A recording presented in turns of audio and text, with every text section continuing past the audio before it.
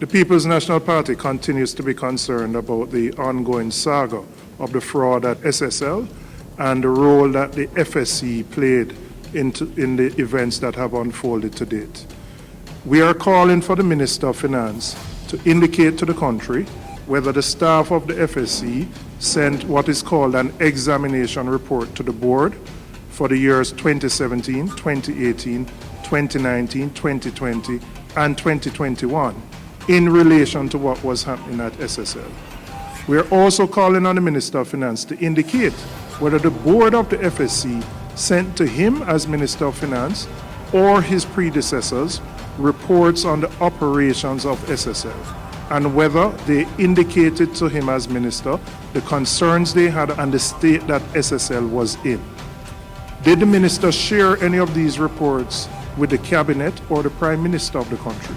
It is very important in the interest of transparency and openness that these reports, if they were done, be made public. The public has a right to know what the FSC did when they had the information. They have a right to know whether the staff made recommendations to the board. They have a right to know whether these recommendations were acted on.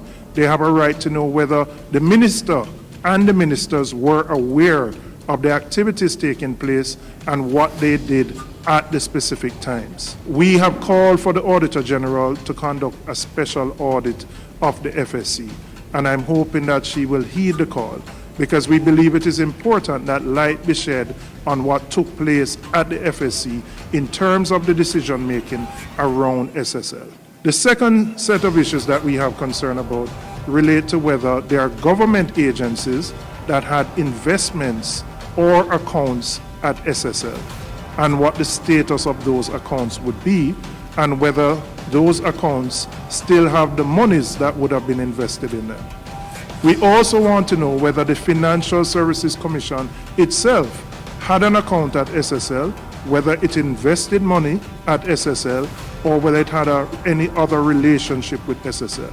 It is important that taxpayers know whether those monies that would have been invested on behalf of the public purse are safe and whether those funds are sound.